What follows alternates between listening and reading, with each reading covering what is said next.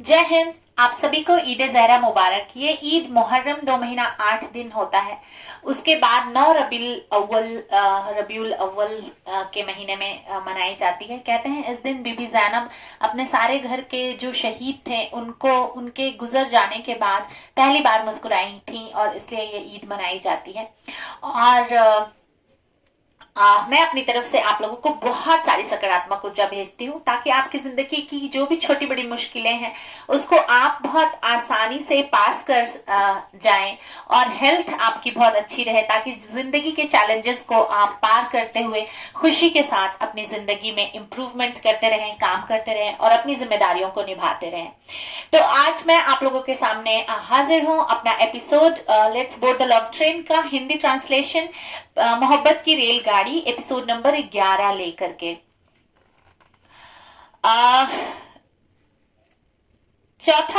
दूसरा चैप्टर जो था मेरी किताब का खत्म हो गया था पिछले एपिसोड में। आज से मैं तीसरा चैप्टर शुरू करूंगी जिसका टाइटल था ब्रीजी कैन्यन। कैन्यन्स जो होती हैं वो घाटियों को कहते हैं जो दोनों तरफ से बहुत ही स्लिपरी होती है, स्टीप जिसे हम कहते हैं। तो और बहुत ही ठंडी हवा जहां पे चलती है। तो ये आपको नाम से ही पता चल रहा होगा कि ये चैप्टर वो दोनों तरह के एक्सपीरियंस को एक्सप्लेन करेगी जहां पे बच्चे बहुत मुश्किल में भी पड़ जाते हैं और बहुत अच्छा भी फील करते हैं। हवा ठंडी जब घाटी में चलती है तो कैसी फीलिंग आती है, तो बच्चों को उस तरह की कुछ फीलिंग आती है। लेकिन जब स्लिपरी स्टीप्स होते हैं वैली में तो कैसे घबराहट होती है कि कहीं गिर ना जाए, कहीं गिर ना जाए। तो उस तरह की भी चीजें बच्चे फेस करेंगे इस चैप्टर में। वरीशा और हैदर की कहानी मैं पढ़ रही हूँ। तो जो लर्निंग क्यूपोला होता है जहां पे बच्चे चीजें सीखते हैं, स्कूल और कॉलेजेस की बात हो रही थी, वहां से निकलने के बाद बच्चों की जो लव ट्रेन होती है उसमें मोहब्बत की रेलगाड़ी, उसमें उनके फ्रेंड्स भी बोर्ड करते हैं साथ में, जो बहुत लंबे अरसे से उनके फ्रेंड बने होते हैं। जैसे कि कॉलेज के फ्रेंड्स, बेस्ट फ्रेंड्स, और स्कूल के जो वो कैरी करते हैं कुछ बेस्ट फ्रेंड्स, वो लोग भी इसमें सवार हो जाते हैं। और इस तरह से आप देखेंगे कि नए नए चैलेंजेस को पास करते हुए ये हमारे कैरेक्टर्स अगले स्टेशन की तरफ बढ़ेंगे, इस स्टेशन को किस तरह से पार करके। और जैसे कि नाम बता रहा है इस चैप्टर का कि ये जर्नी बहुत, इस जर्नी में फेलियर के भी हाई चांसेस होते हैं और ऐसी जर्नी में ये निकल रहे हैं इस स्टेशन से जहां पे उनको एडवेंचरस जर्नी होगी, जो जिसके बारे में ना तो उनके माँ बाप ने उन्हें कुछ बताया, ना उन्होंने कहीं पे इस तरह से सुना। हाँ, कहानियों किस्सों में सुना है, लेकिन कोई जरूरी नहीं कि वो कहानी और किस्से उनकी पर्सनल लाइफ से पूरे के पूरे मैच हो रहे हों। कुछ कुछ मैच होते होंगे, लेकिन किसी की भी लाइफ किसी दूसरे इंसान की लाइफ से 100% मैच नहीं होती। ये एक ट्रुथ है। तो इस हिसाब से वो लोग कैसे इसको फेस करते हैं और बहुत ही साधारण सी सोच रखते हैं, लेकिन डिटर्मिनेशन बहुत स्ट्रांग होता है उनका, फर्म होता है। जिंदगी के उतार चढ़ाव, फिसलन उनको हिला नहीं पाते। और उनका मॉरल सपोर्ट उनकी फैमिली और फ्रेंड होते हैं। आजकल की बिजी दुनिया में आप देखेंगे कि फैमिली और फ्रेंड्स एक्चुअली में सिर्फ मॉरल सपोर्ट ही होते हैं। फिजिकल सपोर्ट और फाइनेंशियल सपोर्ट वो नहीं हो पाते, क्योंकि आप देखेंगे जब 3-4 बच्चे एक फैमिली में बड़े होते हैं, ग्रो होते हैं, सिबलिंग्स, और जब वो अपनी शादी के बाद लाइफ सेटल करने लगते हैं और अपने बच्चों की जिम्मेदारियों में बिजी हो जाते हैं, तो फाइनेंशियल रिस्पॉन्सिबिलिटीज एक दूसरे की बहुत कम फैमिली में लोग उठा पाते हैं। क्यों? क्योंकि बच्चे एजुकेटेड होते हैं और उनका सेल्फ स्टीम इतना हाई कर देती है एजुकेशन कि हर बात के लिए एक दूसरे से फाइनेंशियल सपोर्ट के लिए मांगना भी उन्हें बुरा लगता है। ये होती है एजुकेशन की एक बहुत बड़ी सीख। वो सिखाती है कि जो पैसा होता है वो बहुत मेहनत से अर्न किया जाता है और किसी की मेहनत की कमाई ऐसे ही किसी भी तरह से मांग लेना किसी से, ये अच्छे एटिकेट्स नहीं है। अनटिल एंड अनलेस आपको बहुत बड़ा कोई प्रेशर है फैमिली में और कोई एक्सीडेंटल इशू आ गया आपकी लाइफ में, या जैसे बहुत सारे केसेस में हम देखते हैं किसी फैमिली में अचानक से कोई ऐसी बीमारी आ जाती है जिसका कॉस्ट बहुत हाई होता है ट्रीटमेंट का, तब इन सब सिचुएशंस में, या किसी बच्चे की शादी है और जितना हमने जमा करके रखा था उससे थोड़ा बजट हाई जा रहा है, उस कंडीशन में ही सिबलिंग्स एक दूसरे को फाइनेंशियल सपोर्ट करने के लिए आगे बढ़ते हैं। नहीं तो वो खुद ही एक दूसरे के से कभी मांगा नहीं करते। इतनी तरबियत फैमिली वालों ने बहुत अच्छे से एजुकेशन दे करके बहुत सारी फैमिलीज को सिखा दिया है। मैं इंडिया की बात करूंगी, यहाँ पे जो एजुकेटेड तबका है हमारे देश का, वो अराउंड 40 करोड़ जो अभी के जनरेशन, हमारी जनरेशन के लोग चल रहे हैं वो हैं। और उसमें से बहुत कम लोग ही फाइनेंशियली वीक हैं जिन्हें हेल्प करना होता है हमें। लेकिन फैमिली जो middle class, upper middle class है, उनके एटिकेट्स बहुत हाई है और मॉरल बूस्टर बहुत ज्यादा होता है। तो ऐसे सिचुएशन में हम फैमिली फ्रेंड्स उनको सिर्फ गुड वाइब्स भेजते हैं, दुआएं भेजते हैं कि उनकी जिंदगी में जो भी प्रॉब्लम आ रही है वो संभाल ले, अल्लाह उनकी मुसीबतों को कम कर दे। और हम सब अपने अपनी फैमिली रिस्पॉन्सिबिलिटीज में बहुत बिजी हैं, तो एक दूसरे के लिए दुआ करते हैं कि जो भी प्रॉब्लम है तो अल्लाह उससे बाहर निकाल दे लोगों को। और बहुत अच्छे से लोग जिंदगी बिता रहे हैं माशाल्लाह, अल्हम्दुलिल्लाह। अपने बच्चों को पढ़ा रहे हैं, ड्यूटीज पूरी कर रहे हैं, ड्यूटी होल्डर्स बन गए हैं ये सारे लोग। तो बहुत अच्छी चीज है ये हमारे नेशन की, एक मैं आपसे शेयर करें। और इस तरह से अब आज वो दिन आ गया जब हैदर के जेई मेंस एग्जाम का रिजल्ट आने वाला है। उसकी फैमिली बहुत सुपर एक्साइटेड थी आज के दिन, और स्वीट्स पहले से ही मंगा के उन लोगों ने रखे थे रिलेटिव्स और फ्रेंड्स में शेयर करने के लिए, क्योंकि उन्हें पता था कि हैदर 4 साल से मेहनत कर रहा है और लंबी मेहनत का फल मीठा ही होता है, ये सबने देखा है। और जो मेहनत जेन्युइनली होती है, बहुत ही जिसे हम कहते हैं सच्ची वाली मेहनत होती है, उसका सच्चा वाला रिजल्ट जरूर आ जाता है। तो उसके माँ बाप ने पहले से ही स्वीट्स मंगा के रखे थे, रिलेटिव्स और फ्रेंड्स को इनवाइट भी कर दिया था कि शाम में आप हमारे घर आइएगा, रिजल्ट आ जाएगा हमारे बच्चे का तो हम सेलिब्रेट करेंगे। सारे लोग उसके घर पे इकट्ठे हो गए थे और रिजल्ट JEE-main.nta.nic.in वेबसाइट पे आ जाता है। हैदर ने इसको बहुत अच्छे मार्क्स से, फ्लाइंग कलर्स जिसे हम कहते हैं, उससे पास किया होता है। सब बहुत खुश होते हैं कि उसकी 4 साल की मेहनत रंग ले आई। रदिया आती हैं और उसको गले लगाती हैं, अपने बेटे की इतनी बड़ी खुशी में उसको बहुत सारी पॉजिटिव वाइब्स देती हैं और उसको अपनी दुआ देती हैं जेई एडवांस को क्लियर करने के लिए, क्योंकि जेई मेन क्लियर करने के बाद एडवांस भी क्लियर करना होता है। मेहरान अपने बेटे के पेशानी को, फोरहेड जिसे हम कहते हैं, उसको किस करते हैं और उसको ऑल द बेस्ट कहते हैं जेई एडवांस के लिए। रदिया ने mutton biryani, chicken lollipop, lachha paratha, गुलाब जामुन्स बनाए थे, स्वीट्स बाहर से भी लाई थी, ताकि जितने भी लोग आए हैं सेलिब्रेशन के लिए सबको वो डिनर अपने हाथों से बना करके खिला सके। सारे लोगों ने ये मील्स बहुत एंजॉय किया और उसको कॉन्ग्रेचुलेशन करके हैदर को अपने अपने घर पे वापस चले जाते हैं। हैदर अब लग जाता है जेई एडवांस की प्रिपरेशन के लिए दिलो जान से। दूसरी तरफ वरीशा अपने नीट के एग्जाम के रिजल्ट के लिए वेट कर रही होती है। 25 दिन बाकी हैं अनाउंस होने में उसके रिजल्ट। और जब हम बहुत ज्यादा हार्ड वर्क करते हैं ना अपनी लाइफ के गोल्स को कंप्लीट करने के लिए, तो रिजल्ट का भी बहुत ज्यादा इंतजार होता है बेसब्री से, और बहुत यकीन भी होता है अपनी मेहनत पे भी और ऊपर वाले पे भी कि वो मेहनत का फल जरूर देता है। तो वो बहुत ही पेशेंस से इसका बेसब्री थी ऊपर से, लेकिन अंदर से बहुत ही सब्र था कि मैंने जो मेहनत की है, मैं जानती हूँ किस लेवल की मेहनत मैंने की है और मुझे कितना मिलेगा, और वो इंतजार कर रही होती है। डेली वो सुबह 5 बजे उठती है, नमाज पढ़ती है और ऑलमाइटी का शुक्र अदा करती है कि बहुत प्यारे माँ बाप, प्यार करने वाले माँ बाप उन्होंने दिया, बहुत ही सपोर्टिंग टीचर्स दिया अल्लाह ने, और उसके अंदर इतनी एबिलिटी अल्लाह ने देकर चलाई, आंख नाक जहन सब माशाल्लाह से अच्छे दे करके चलाए कि वो इस तरह के हाई लेवल एग्जाम में बैठ सके और मेहनत कर सके। उसके माँ बाप की फाइनेंशियल कंडीशन इतनी अच्छी दी अल्लाह ने कि वो कोचिंग को अफोर्ड कर सके और अपनी बच्ची को अच्छे मेंटर्स के अंडर में कोचिंग प्रोवाइड करा पाए। और उसने इस बात के लिए भी अल्लाह को शुक्र अदा किया कि अल्लाह ने उसे आज तक सही सलामत और सेहतयाब रखा कि वो मेंटली और फिजिकली हेल्दी होने की वजह से इतने हाई लेवल के एग्जाम में बैठने के लिए प्रिपरेशन कर पा रही थी और डिसीजन ले लिया था उसने लाइफ में ये। उसको खाना पकाना अपने पेरेंट्स के लिए बहुत पसंद था, तो वो उनको कभी कभी उनके पसंद की चीजें बना करके सर्व किया करती थी जब उसको वक्त मिलता था बीच में।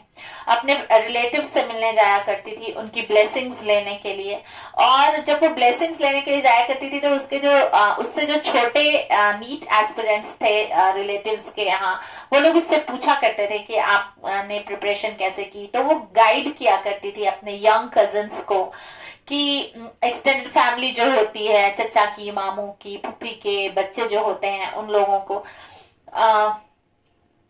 दोनों तरफ के पैटर्नल साइड के भी और मैटरनल साइड के भी कजन्स को वो गाइड किया करती थी। उनमें से बहुत सारे लोग उससे पूछते थे स्ट्रैटेजीज आप क्या फॉलो करती हैं, नीट के एग्जाम में बैठी आप तो आपने क्या क्या स्ट्रैटेजीज फॉलो की। तो वो बताती है कि प्रिपरेशन और बहुत अच्छी तरीके से मैंने की, और चैलेंजिंग क्वेश्चंस जो होते थे उसकी मैंने बार बार रिकैपिचुलेशन किया था जो एग्जाम्स में आते हैं। जैसे हम 10 साल के नीट के एग्जाम का पेपर ले लेते हैं तो उसको देख करके हमें कुछ अंदाजा होता है कि ये क्वेश्चन रिपीट हो रहा है, मतलब ये कॉन्सेप्ट बहुत इंपॉर्टेंट है। तो फिर उस कॉन्सेप्ट की बहुत अच्छी तरीके से पढ़ाई करने में वो लग गई थी और उसने इस तरह से गाइड किया। और कुछ लोग उससे पूछते हैं कि आपको क्या लगता है कि आप ये नीट का एग्जाम क्लियर कर पाएंगी या नहीं, तो इस क्वेश्चन पे वो मुस्कुराती है और कहती है कि मैंने अपनी लेवल से तो अपना बेस्ट दिया है, अगर मैं पास हो गई इसका मतलब कि मेरी प्रिपरेशन लेवल अच्छी थी, और अगर मैं पास नहीं हुई तो इसका मतलब ये है कि मुझे और हार्डवर्क की जरूरत है, और मुझे अपने मेहनत पे बहुत यकीन है कि मैं क्वालिफाई कर जाऊंगी। और सारे लोग उसको ऑल द बेस्ट कहते हैं रिजल्ट आने के लिए, और फिर उससे अलविदा लेते हैं। आज 16 अगस्त का दिन है और उसकी डेली रूटीन के जैसे वो सुबह उठती है, नमाज पढ़ती है और neet.nta.nic.in वेबसाइट पे जिस पे नीट का रिजल्ट आता है उसको ओपन करती है चेक करने के लिए। उसके पापा रूम में आते हैं और कहते हैं, मैं 1 मिनट का पॉज लूंगी और आपको बताऊंगी मैंने 16 अगस्त यहाँ पे क्यों लिखा है। 16 अगस्त मेरी बेटी का बर्थडे है और मैं अपनी बेटी के बर्थडे को यादगार बनाने के लिए मैंने अपनी इस किताब में उसका डेट 16 अगस्त लिख दिया है। आज से अगली जनरेशन, दूसरी जनरेशन, तीसरी जनरेशन कहते हैं किताबें हमारा सबसे बड़ा खजाना होती हैं, और ये किताब अध्ययन बुक्स पब्लिकेशन के पास हमेशा रहेगी। मेरी दुआ है अध्ययन बुक्स पब्लिकेशन को कि जब तक नितिन सर हैं उनकी जनरेशन तक वो पब्लिकेशन में रहेंगे, अगली बार उनका बेटा अध्ययन आ जाएगा, तो इस तरह से जनरेशन दर जनरेशन वहां पे पब्लिकेशन का काम तो चलता ही रहेगा। तो अगर किसी भी जनरेशन, मेरी किसी भी जनरेशन को, ग्रैंड चिल्ड्रन को ये बुक पढ़नी होगी तो उन्हें पता चलेगा कि मेरी बेटी का बर्थडे 16 अगस्त था। और ये वीडियो में भी मैंने इसीलिए बोल दिया है कि मेरे जितने भी व्यूअर्स देखेंगे तो वो समझेंगे कि एक माँ का उसकी बेटी से कितना कनेक्शन होता है, उसके बच्चों से कितना कनेक्शन होता है। और ये हमारी कंट्री का, और मैंने वर्ल्ड लेवल पे भी माओं को, अब तो मैं इंस्टाग्राम पे देखती हूँ, बहुत कनेक्टेड होती हैं माएं अपने बच्चों से, तो अपने बच्चों के लिए बहुत सारी चीजें करना चाहती है। तो ये मेरी छोटी सी एक कोशिश है उसका बर्थडे यादगार बनाने की। आगे बढ़ती हूँ। उसके पापा कमरे में आते हैं और कहते हैं, बच्चा सांसें थोड़ा रोक लो। वो डर जाती है, क्या हुआ पापा? मुझे पता है कि मुझे हाई रैंक आई होगी नीट में, आप इतना मुझे डरा क्यों रहे हैं? तो उसके पापा हंसते हैं और कहते हैं,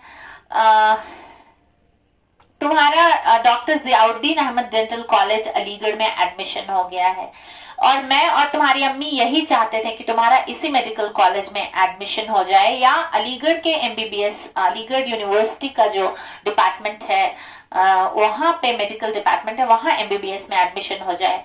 तो एमबीबीएस में तो तुम्हारा नहीं हुआ, लेकिन doctor Ziauddin Ahmad dental college Aligarh जो है उस वहां तक की रैंकिंग कट ऑफ जो है वो तुम्हें आ गई है, तो वहां तुम्हें एडमिशन मिल जाएगा। तुम हमारी एक इकलौती बेटी हो और हम तुम्हें दूसरे शहर में भेजने से डरते हैं। अ, तो तुम डिसहार्टेंड मत हो, अपना मन मत खराब करो और यहाँ एडमिशन ले लो। वरिशा बैठ जाती है ये बात सुन करके, अपने पेरेंट्स को देखती है और पूछती है, अम्मी पापा, क्या सच में आप लोग ऐसा सोचते हैं? क्या आप दोनों सच में मेरे लिए ये दुआ कर रहे थे कि मेरा एडमिशन अलीगढ़ में ही हो जाए? वो दोनों एक दूसरे को देखते हैं और झूठ नहीं बोलने का डिसीजन लेते हैं और कहते हैं, बच्चा, आजकल वर्किंग पेरेंट्स के लिए अपने बच्चों को हर जगह अकंपनी करना, मतलब साथ जाना, उनके रहना, उन जहां पे उनकी स्टडी हो रही है उस शहर में रुक जाना, ये आसान नहीं होता वर्किंग पेरेंट्स के लिए। और तुम तो जानती हो कि मैं और तुम्हारी मम्मी दोनों वर्किंग हैं, तो जॉब छोड़ करके या जॉब के रहते हुए तो तुमको अकंपनी करना हमारे बस में नहीं था। इसलिए हम प्रे कर रहे थे कि तुम्हारा एमबीबीएस में एडमिशन हो जाए, लेकिन अलीगढ़ में ही हो जाए। लेकिन तुम्हारी रैंकिंग बीडीएस तक ही आई है, तो तुम डेंटल कॉलेज में एडमिशन ले लो। वरिशा एक गहरी सांस लेती है और कहती है, अम्मी पापा, मैं आप लोगों के साथ यहाँ रह सकती हूँ, अपना बीडीएस भी बहुत आसानी से कंप्लीट कर सकती हूँ। न तो मैं और ना ही आप लोग जिंदगी के चैलेंजेस को मेरे लिए देखना और जो चैलेंज मुझे मेरी जॉब ऑफर करेगी आगे चल के उसको संभालना, ना आप सीख पाएंगे ना मैं सीख पाऊंगी। क्या ये पॉसिबल है हर पेरेंट्स के लिए अपने बच्चे को जिंदगी भर कंपनी करना? वो एक सवाल पूछती है अपने माँ बाप से। मुझे ये सारे चैलेंजेस आप सीखने दीजिए। मुझे इन सब कंडीशन में, जब मैं बहुत खुश हूं कि मेरा एडमिशन हो जाएगा और मेरा एडमिशन नहीं होता है, ऐसे सिचुएशन में मुझे हैंडल खुद को करने सीखने दीजिए। मैं अपनी जिंदगी के चैलेंजेस को एक्सेप्ट करना चाहती हूँ और मैं बहुत बड़ी चैलेंजर हूँ। मैं इन छोटी छोटी चीजों से अगर अभी से डरना सीखूंगी तो जिंदगी की चैलेंजेस जब मेरे लाइफ में और ज्यादा आएंगे तो मुझे घबराहट होगी और हर जगह मैं आप लोगों को ढूंढूंगी। और कोई भी बच्चा ये नहीं चाहता कि अपने हर चैलेंजेस में अपने माँ बाप को इन्वॉल्व करके उन्हें परेशान करे। मेरे जैसी बेटी तो कम से कम नहीं चाहती है। तो मुझे ये सब चीजें आप सीखने दीजिए। इसलिए मैं आप लोगों से रिक्वेस्ट करती हूँ लास्ट टाइम कि मुझे 1 साल और प्रिपेयर करने दीजिए और अगले साल मैं एमबीबीएस ही निकालूंगी। मुझे बीटीएस नहीं करना है, मुझे एमबीबीएस ही क्लियर करना है। वो दोनों उसका चेहरा देखते रहते हैं, फिर खुद को देखते हैं एक दूसरे को और फिर उस पर मुस्कुराते हैं। फायजा उसको गले लगा लेती है, सैयद उसको दुआएं देते हैं और 1 साल की और परमिशन दे देते हैं तैयारी करने की। इस टाइम वरिशा और ज्यादा ऑर्गेनाइज हो जाती है, अपना टाइम मैनेजमेंट और ज्यादा इंप्रूव कर लेती है, स्टडी पैटर्न अपने ठीक करती है, टेस्ट के प्रिपरेशन जो होते हैं उसको इंक्रीज कर देती है, क्वेश्चंस को अटेम्प्ट करने का टाइमिंग और प्रैक्टिस लेवल अपना बढ़ा लेती है। वो पॉइंटर्स बनाना शुरू कर देती है, शुरू में ही नोट्स में भी इंप्रूवमेंट लाती है, माइंड मैप्स, कॉन्सेप्ट मैप्स बनाने लगती है। बना बना करके उसको अपने बेडरूम के में उसने सॉफ्ट बोर्ड बनाया और वहां पे उसको डिस्प्ले कर देती है। कहते हैं कि विजन लर्निंग होती है, हम जितनी बार चीजें देखते हैं हमारे ब्रेन में वो प्रिंट हो जाती है, सबकॉन्शियस ब्रेन में चली जाती है। तो इस तरह से उसने बहुत इंप्रूवमेंट लाया अपने प्रिपरेशन लेवल में। ब्रीदिंग एक्सरसाइज उसने अपने रूटीन में डाली क्योंकि अब उसको घबराहट हो रही थी। 4 साल मेहनत करने के बाद जब उसका नीट में क्वालिफाई नहीं होता है और उसको अब जिंदगी में 1 ही साल का मौका दिया जाता है तो उसको घबराहट लेवल बढ़ता है। तो उसने ब्रीद इन ब्रीद आउट वाली एक्सरसाइज अपने रूटीन में इन्वॉल्व कर ली। और इस तरह से जब सैयद ने उससे पूछा कि तुम्हारी एक्सरसाइज रिजीम तुमने इस तरह से क्यों चेंज की है, तो वो बताती है कि पापा, जब बच्चे इस तरह के एग्जाम्स में क्वालिफाई नहीं कर पाते हैं तो उनके हार्मोन्स बहुत इफेक्ट होते हैं घबराहट के मारे, जैसे कॉर्टिसोल, एड्रेनालाइन, नोरएड्रेनालाइन, ये तीनों हार्मोन्स जो स्ट्रेस हार्मोन्स कहे जाते हैं, ये सिक्रीट होने लगते हैं बॉडी में स्ट्रेस सिचुएशन को कोप अप करने के लिए। और ये सिर्फ ऐसे सिचुएशन में ही नहीं, किसी भी डेंजर में और किसी भी इमरजेंसी में इंसान के बॉडी में ये सिक्रीट होते हैं। ये इन्हें हम फाइट और फ्लाइट रिस्पॉन्सेस हार्मोन भी कहते हैं। कॉर्टिसोल जो है वो नेचुरल एनर्जी देता है स्ट्रेसफुल सिचुएशन को फेस करने के टाइम कि किस तरह से आपकी बॉडी एनर्जाइज हो जाए और उस स्ट्रेस को हैंडल करने लगे। एड्रेनालाइन हार्ट रेट इंक्रीज कर देता है और ब्लड प्रेशर बढ़ा देता है और एनर्जी बूस्टअप कर देता है, सप्लाई बॉडी को एनर्जी सप्लाई करने के लिए। और नोर एड्रेनालाइन जो होता है, नोर एड्रेनालाइन वो ब्लड फ्लो को मसल्स में प्रमोट करने लगता है ताकि बॉडी स्ट्रेस की सिचुएशन में खुद को हैंडल कर पाए। ये सारे ये जो है ये वाला हार्मोन नोर एड्रेनालाइन वो न्यूरोट्रांसमीटर की तरह काम करता है और सेंट्रल नर्वस सिस्टम जैसे कि स्लीप, मूड, फोकस, इन सबको इफेक्ट करता है। ये हार्मोन्स जो होते हैं वो हेडेक, एंजाइटी और रेस्पिरेटरी प्रॉब्लम क्रिएट कर देते हैं बॉडी में। बॉडी स्ट्रेस से तो बच जाती है लेकिन हेडेक होने लगता है, एंजाइटी थोड़ा फील होने लगती है और रेस्पिरेटरी प्रॉब्लम आने लगती है। इसलिए मैंने अपनी रिजीम में, एक्सरसाइज रिजीम में breathe in breathe out exercises को डाला है ताकि ये जो हार्मोनल चेंजेस मेरी बॉडी में हो रहे हैं अपने एक्सपेक्टेड रिजल्ट को नहीं पाने की वजह से उससे मेरी बॉडी कोप अप कर पाए। ब्रीद इन ब्रीद आउट से फ्रेश ऑक्सीजन लेवल बढ़ता है हमारा ब्लड में और हार्मोन्स ये जो हैं काम डाउन हो जाते हैं। तो इस तरह से मेरी बॉडी सेटल हो जाएगी और फिर वो पूरी तरह से कंसंट्रेट करेगी प्रिपरेशन के लिए। सैयद ये सब चीजें जान करके और ये हार्मोनल जो इम्बैलेंस होता है स्ट्रेस की सिचुएशन में, ये सब जानने के बाद उनको बहुत ही अमेजिंग फील होता है कि मेरी बच्ची को इतनी छोटी सी उम्र में ये सब चीजें पता है। जबकि सैयद हिस्ट्री के प्रोफेसर हैं, उन्होंने इतना डीपली साइंस नहीं पढ़ा स्कूल लेवल के बाद आगे, तो उनको ये सब चीजें पता नहीं थी। तो उनको ये जानकर बहुत अच्छा लगता है कि जो ट्रेड्स हैं डॉक्टर बनने के मेरी बेटी के अंदर है वो ये सब चीजें पढ़ती है और जानती भी है। तो अब उसको समझ में आता है कि एग्जाम के टाइम उसके प्रोफेसर्स क्यों सजेस्ट करते थे, सैयद के प्रोफेसर्स क्यों सजेस्ट करते थे कि पेपर मिलने से पहले breathe in breathe out exercise कर लिया करो बच्चों, और साइकिलिंग क्यों करना चाहिए, half an hour morning and evening walk भी जरूरी होता है स्ट्रेसफुल कंडीशन से लाइफ के निकलने के लिए। और ये सब चीजें जो होती हैं इसके पीछे ये रीजन है फाइट एंड फ्लाइट हार्मोन्स का रिलीज होना। ये सब सैयद को आज पता चल जाता है। वो फरीशा को देखकर मुस्कुराते हैं और उसको कुछ रेस्ट लेने के लिए कहकर अपनी एक्सरसाइज रिजीम फॉलो करने के लिए कहते हैं और अपने स्टडी शेड्यूल को भी फॉलो करने के लिए कहते हैं और दुआएं देते हैं उसको बहुत सारी।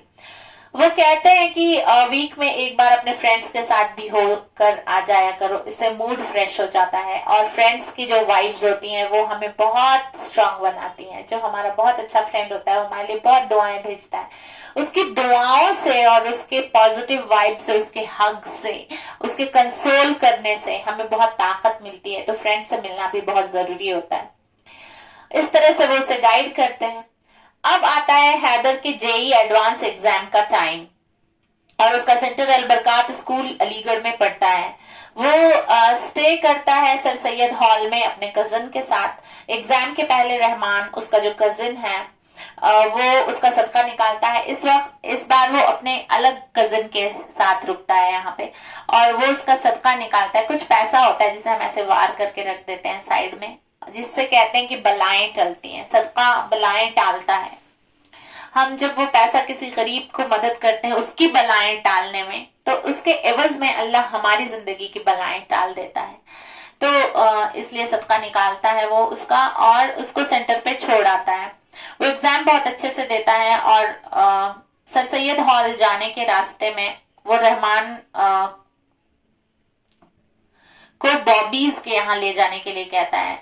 हैदर वरीशा को फिर से देखना चाहता है, एक्सपेक्ट कर रहा होता है कि वरीशा वहां रहे और उसको चौंकाने वाली ये बात थी कि वो उसी कॉर्नर पे सी ग्रीन और नेवी ब्लू कलर के शिफॉन ड्रेस में बैठी हुई होती है। आज वो अकेली बैठी होती है और बहुत टेंस्ड होती है, थोड़ी टेंस्ड होती है। हैदर अपने आप को रोक नहीं पाता है उसके टेबल पे बैठने पे क्योंकि वो आज अकेली बैठी होती है और हैदर का जेई एडवांस एग्जाम का भी टेंशन उसके सर पे से उतर गया होता है। तो वहां जाकर वो उसका नाम पूछता है उसका कजिन उसकी इस करेज को देखता रहता है और पीछे छुप जाता है डोर के, देखने के लिए कि वरीशा रिस्पॉन्स क्या करती है, क्योंकि वो कभी किसी से अमीर निशा में बात नहीं करती थी। ये पहला वाकया वो देख रहा था उसका कजन की कोई लड़का उसके पास जाके बैठा और उसका नाम पूछ रहा है। तो वो बैठ करके अपने नीट के एग्जाम के बारे में सोचती रहती है।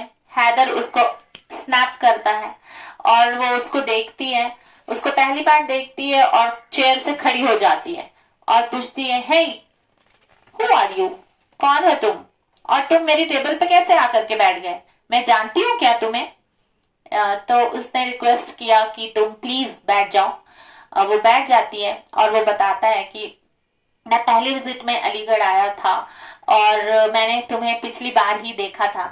वो बताता है कि कहीं ना कहीं मेरे दिल में तुम्हारे लिए एक कॉर्नर बन गया है, जिसको मैंने तुम्हारे नाम से ही सिक्योर कर दिया है कि इस लड़की की जगह है ये। वो इसको सुनती है, उसके नरेशन को, और उसको बताती है कि वो एक बहुत ही तमीजदार और बहुत ही फेमस फैमिली से है अलीगढ़ के, और अपने माँ बाप की एक लौती बेटी है।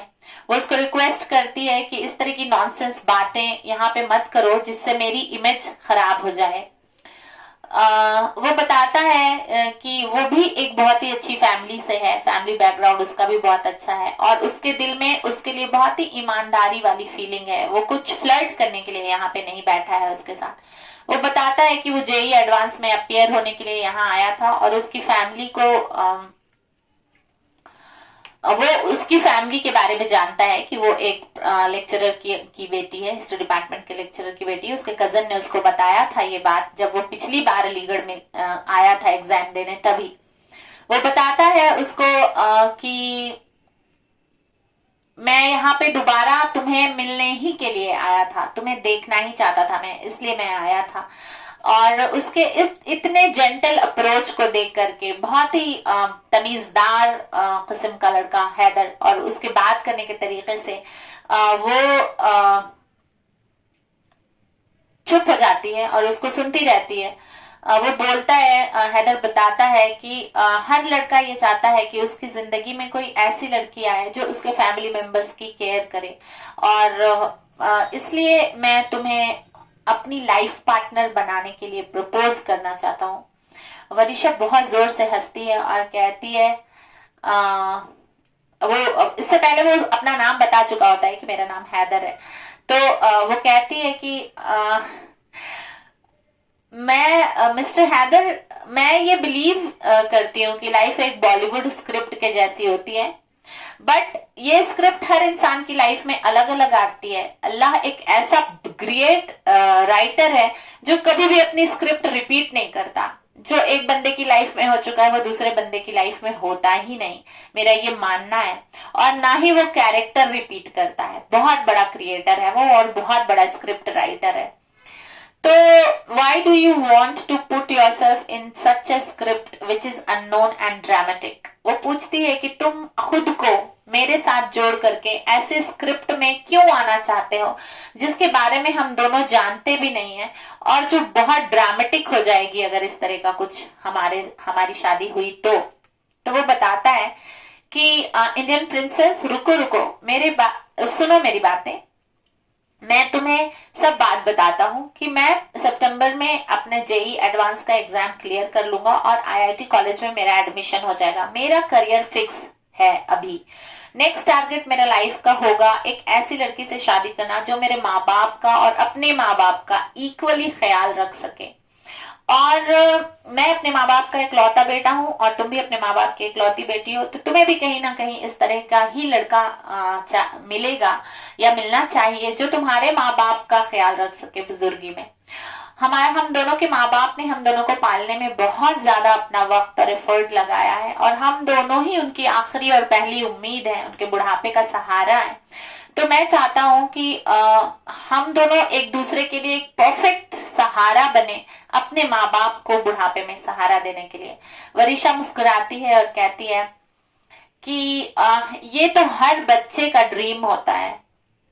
मैं भी सिंगल बच्ची हूँ अपने माँ बाप की। मैं भी एक ऐसा ही इंसान चाहती हूँ अपनी जिंदगी में जो मेरे माँ बाप को अपने माँ बाप जैसी मोहब्बत और उनसियत दे, केयर करे।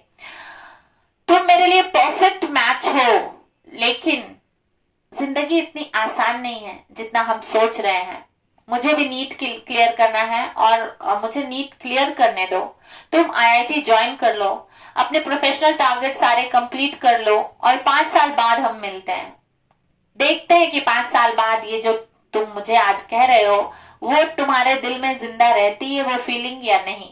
हैदर उसको अग्री करता है, उसको नीट के एग्जाम के लिए गुड लक बोलता है और रेस्टोरेंट छोड़ने ही वाला होता है। वरिशा कुछ सिक्के निकालती है अपने पर्स से और एक पिंक कलर की तस्बीह निकालती है, रोजरी जिसे हम कहते हैं। मैं आपको दिखाती हूँ रोजरी कहते किसे है। ये चांटिंग माला जो होती है इसे रोजरी कहा जाता है, इसको उर्दू में तस्बीह कहते हैं। वो निकालती है अपने पर्स से और उसको दे देती है हैदर को। वो स्माइल करता है और रेस्टोरेंट छोड़कर चला जाता है। वरिशा को बहुत डिवाइनली फील होता है हैदर से मिलने के बाद, मतलब रूहानी जिसे हम कहते हैं। उसको ऐसा लगता है जैसे यही बंदा बना है मेरी लाइफ के लिए। लेकिन फिर भी वो बहुत पेशेंट होती है, खुद को संभाले रखती है, उससे बहुत ज्यादा घुलती मिलती नहीं, क्योंकि वो जानती है कि एक लौता बेटा है अपने माँ बाप का और उसका प्रोफेशनल टारगेट कंप्लीट होना बहुत जरूरी है माँ बाप के बुजुर्गी के लिए। अपने कहते हैं ना कि बुढ़ापे का सहारा है वो अपने माँ बाप का, तो वो उसको बहुत ज्यादा अपनी चीजों में इन्वॉल्व नहीं करती है। और लेकिन उसने कभी ऐसे सोचा नहीं था कि इस तरह से कोई लड़का उसकी जिंदगी में आ जाएगा। वो आसमान पे देखती रहती है खिड़की से, विंडो पेन से, जो शीशे की खिड़की होती है उससे देखती रहती है रेस्टोरेंट से बाहर और मुस्कुराती रहती है और अपना 5 स्कूप आइसक्रीम जो उसका फेवरेट था बॉबीज का वहां का खाती है और रेस्टोरेंट से चली जाती है। अब हो गए 31 मिनट। मैं आधे में अगर ये स्टोरी छोड़ देती तो बेमजा हो जाती, तो मैंने यहाँ तक कंप्लीट कर दी। जुड़े रहिए मुझसे जानने के लिए कि किस तरह समझदारी से एक एजुकेटेड स्टूडेंट्स जो हैं वो ऐसे पलों को जिंदगी में होल्ड करते हैं, कैसे डिटर्मिनेशन के साथ वो चीजों को समझते हैं, कैसे अपने माँ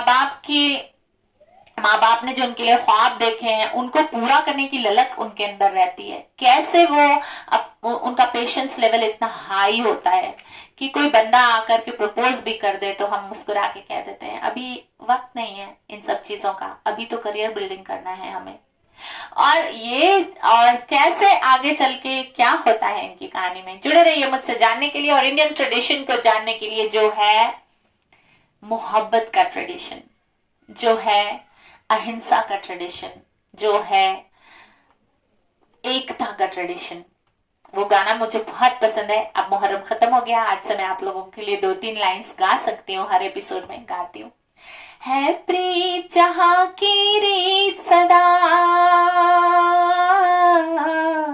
है प्रीत जहां की रीत सदा, मैं गीत वहां के गाती हूँ। भारत की रहने वाली हूँ, भारत की बात सुनाती हूँ।